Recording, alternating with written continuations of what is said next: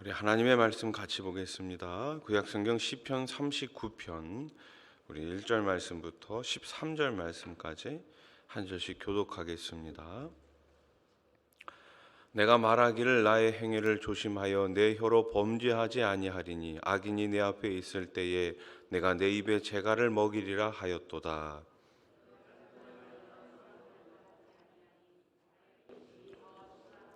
내 마음이 내 속에서 뜨거워서 작은 소리로 읊조릴 때에 불이 붙으니 나의 혀로 말하기를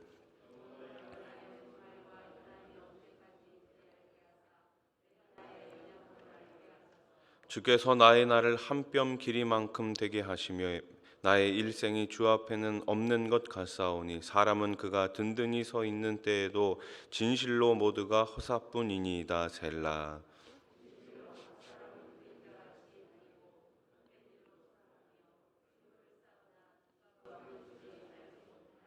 주여 이제 내가 무엇을 바라리요 나의 소망은 주께 있나이다.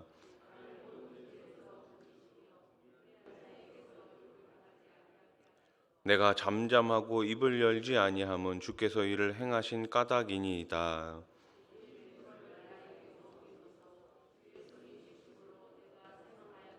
주께서 죄악을 책망하사 사람을 징계하실 때에 그 영화를 좀먹음 같이 소멸하게 하시니 참으로 인생이란 모두 헛될 뿐이니이다. 셀라.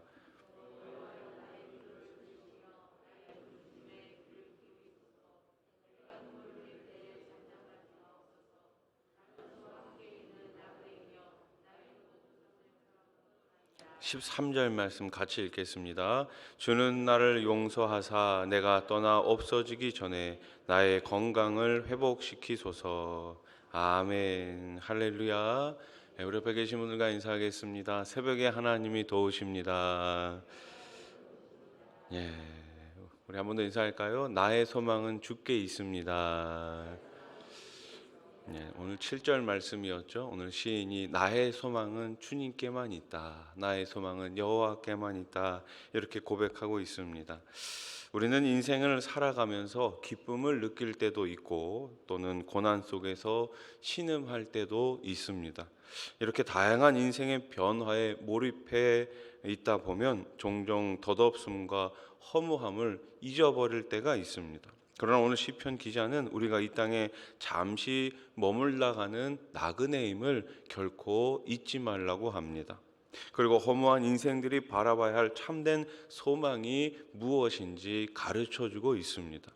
오늘 저와 여러분에게 있어 참된 소망은 무엇입니까? 오늘 성도에게 있어, 오늘 하나님의 백성에게 있어 참된 소망이란 무엇일까요? 첫째로 우리를 죄에서 건지시는 하나님이 소망입니다. 시편 기자는 어느 날 자신을 대적하고 비방하는 사람이 누구인지 알게 되었습니다. 그의 마음은 배신감과 분노로 끓어오르고 억울함에 떨렸습니다. 하지만 그는 한 가지를 결심합니다. 그것은 자기의 혀를 재갈 물려 상대방을 비방하는 죄를 짓지 않겠다는 것이었습니다. 그러자 그의 마음속의 상처는 더 이상 참을 수 없을 만큼 깊어지고 말았습니다. 결국 고통스러운 마음을 끌어안고 그것을 아래로 하나님 앞에 나아갔던 것이죠. 그리고 기도하는 자리에서 자기를 비방하는 사람도 그의 잘못을 참지 못하고 괴로워하다가 병든 자신도 모두 죄인에 불과하며 허무한 존재임을 자각하게 됩니다. 가끔 아이들 싸우다 보면은 막 싸우다 보면 나중엔 어때요? 왜 싸웠는지도 잘 기억이 나지 않잖아요. 그런 것처럼 오늘 이 시인도 이렇게 서로 비방하며 이렇게 싸우다 보니 우리가 다 어떻다라는 거예요? 모두 죄인에 불과하며 허무한 존재라는 사실을 다시 깨닫게 됐다라는 것이죠. 그리고 인생의 연약함과 허무함 속에서도 오직 죄인들을 용서하시는 하나님만이 유일한 소망이 되심을 고백하고 있습니다. 우리도 시편 기자와 같이 문득 인생의 허무함을 느낄 때가 있지 않습니까? 거룩하게 살고자 결심해도 죄를 짓고 마는 나의 연약함을 보거나 내가 기대했던 사람들이 한없이 연약한 존재라는 것을 깨닫게 될 때이죠. 하나님이 이런 깨달음을 우리에게 허락하시는 이유가 무엇일까요? 우리가 하나님을 의지하여 죄악에서 벗어나기를 원하시기 때문입니다. 누구도 하나님의 도움 없이 죄에서 벗어날 수 없습니다. 우리 주변에는 지금도 많은 사람이 하나님과 상관없이 죄악 속에서 허무하게 살아갑니다. 우리는 허무한 인생들에게 참된 소망을 전하는 증인이 되어야 할 줄로 믿습니다. 자, 둘째로 우리의 참된 소망은 무엇입니까? 기도를 들으시는 하나님이 소망입니다. 첫째는 우리의 죄를 용서해 주시는 하나님이 소망이시고, 둘째는 우리의 기도를 듣고 계시는 하나님이 소망입니다. 인간은 언제 인생의 허무함을 느끼게 됩니까? 사랑과 정성으로 키운 자녀들이 언젠가부터 불량한 태도를 보일 때 인생의 허무함을 느낄 수도 있죠. 부모된 자로서 참 그런 마음이 들 것 같습니다. 혹은 가까운 친구에게 속아 커다란 어려움에 직면하여 배신감에 괴로워할 때에 또 허무함을 느낄 수 있겠죠. 우리는 인생에서 만나는 이러한 문제들 속에서 인생의 덧없음과 함께 우리가 가진 미약한 힘으로는 이 상황을 변화시킬 수 없다라는 사실을 알게 됩니다. 그리고 전능하신 하나님만이 우리의 참되고 유일한 소망이라는 것을 다시금 고백하게 되죠. 이러한 깨달음과 고백이야말로 허무한 인생에게 베푸시는 하나님의 은혜입니다. 하나님은 우리를 시련의 한복판에 두심으로써 참된 소망이신 하나님을 발견하게 됩니다. 사방이 다 막히게끔 그렇게 인도하시는 거예요. 그때 우리는 어디를 봐야 되는 겁니까? 하늘을 바라보고 하나님을 바라보고 하나님께 소망을 두어야 하는 것이죠. 그래서 시편 기자는 하나님께 고난 속에서 부르짖어 기도하라 이렇게 말하고 있습니다. 우리의 기도에 응답하시는 분은 어떤 분이십니까? 지금도 살아 계신 분입니다. 그분은 죽은 하나님이 아니라 그분은 살아 계신 하나님입니다. 오늘날 인생이 허무하고 절망스럽다고 외치는 청년 세대들이 있죠. 우리는 그들을 요즘은 다포 세대 이렇게 부르더라고요. 예전에 뭐 3포 시대, 뭐 3포 세대, 4포 세대, 뭐 세 가지를 포기했다, 뭐 네 가지를 포기했다 이렇게 얘기하는데 요즘은 다포 시대, 다 포기했다. 뭐 그런 의미더라고요. 참 무서운 말 아닙니까? 소망이 없다라는 거예요. 예. 현실의 어려움에 부딪혀 결혼이나 출산 같은 계획들을 포기하는 청년들이 정말 많습니다. 인생의 황금기를 지나고 있는 그들이 아무런 희망이 없다고 말합니다. 이처럼 절망과 포기를 선택할 수밖에 없는 인생들이 하나님을 소망으로 삼는다면 독수리가 날개를 치며 올라가듯이 새 힘을 얻게 될 것입니다. 소망 없는 이 세상, 우리 하나님만이 유일한 소망임을 꼭 믿으시기 바랍니다. 하나님이 우리에게 주신 소망과 확신을 이들에게 우리가 담대히 전해야 되지 않겠습니까?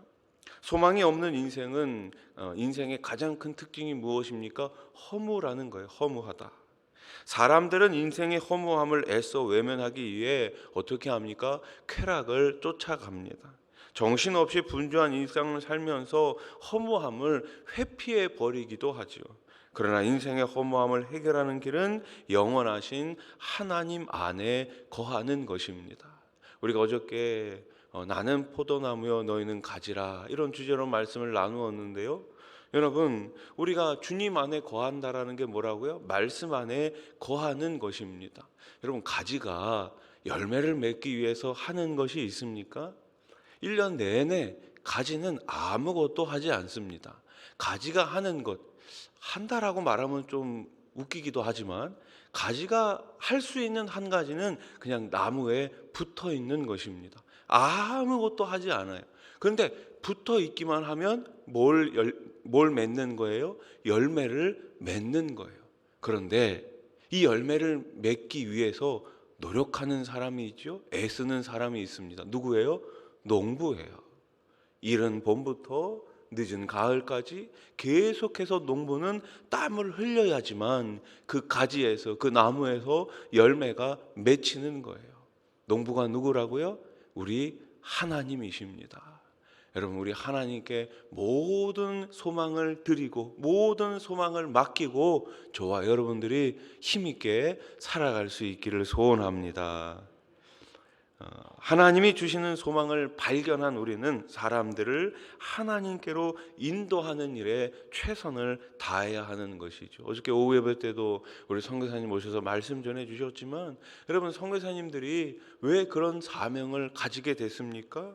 이것이야말로, 복음을 전하는 것이야말로 가장 큰 하나님의 명령이고 하나님의 소원이기 때문에 그곳에 가서 그렇게 일평생 땀을 흘리고 눈물을 흘리면서 선교 사역을 감당하는 것이 아니겠습니까?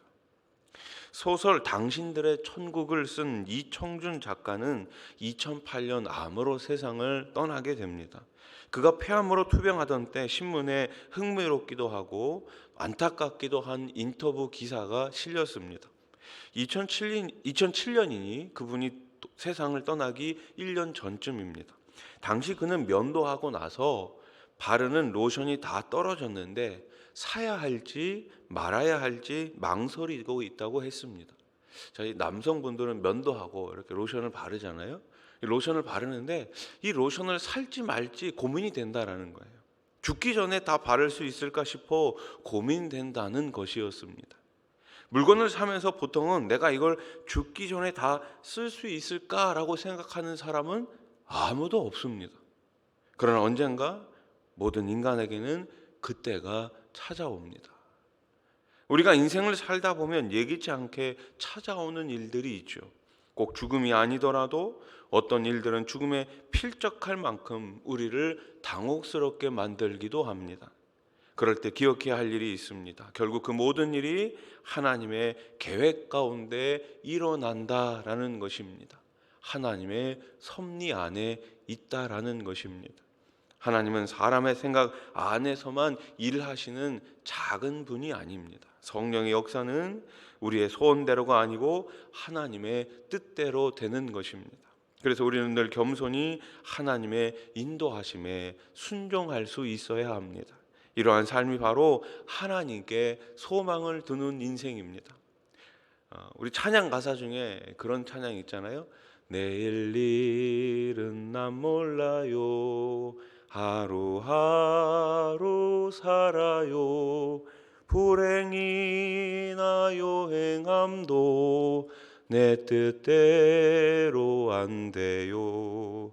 험한 이 길 가고 가도 끝은 없고 고뇌요. 주님 예수 팔레미사 내 손 잡아 주소서. 새벽인데 많이 불렀네요.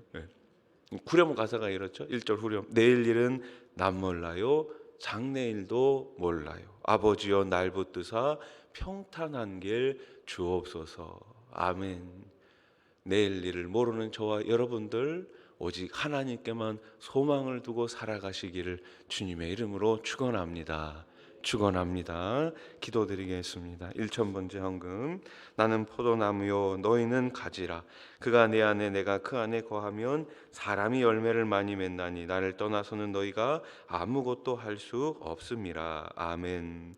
좋으신 하나님 아버지, 오늘 새벽에도 주의 전에서 하루를 시작합니다. 하나님께 소망을 두며 살아가는 주의 백성들, 이 시간 우리의 기도와 우리의 간구 가운데 우리 하나님 꼭 응답해 주시옵소서. 더 좋은 곳으로, 풍성한 곳으로 매일매일 채워 주시옵소서. 이 세상은 소망이 없습니다. 소망 없는 세상을 부러워하는 것이 아니라 소망 있는 하나님께 우리의 주소를 정하고 매일매일 주님 앞에 나와 엎드려 경배하며 예배하며 영광을 올릴 수 있는 주의 백성들 다 되게 하여 주시옵소서. 오늘 새벽에도 귀한 1000번째 예물을 올려드립니다. 나는 포도나무요 너희는 가지라. 많은 열매를 맺을 수 있는 우리 권사님과 그 가정과 후손들 다 되게 하여 주시옵소서. 병상에 계신 분들 하루속히 일으켜 세워주시고 이 나라 가운데 하나님께서 안정을 허락하여 주시옵소서. 세계 열방을 향하여서 선교를 감당하고 계신 우리 선교사님들 주님께서 꼭 붙잡아 주시어서 사명을 잘 감당해 나가실 수 있는 우리 선교사님들 되게 해 주시옵소서. 우리 교회 많은 일꾼들이 있습니다. 우리 장로님들, 권사님들, 또 안수 집사님들, 남녀 서리 집사님들, 찬양대 셀리더 교사, 보이는 곳에서 또 보이지 않는 곳에서 땀을 흘려 수고하며 헌신하는 모든 일꾼들에게 하늘의 만나를 허락하여 주시고 성령의 충만함을 더하여 주시옵소서. 연말이 되었습니다. 2022년을 잘 마무리하게 하시고 다가오는 2023년에도 주님께서 주시는 힘으로 힘있게 달려갈 수 있는 우리 수완화산교회 되게 해 주시옵소서. 예수님의 이름으로 기도드립니다. 아멘.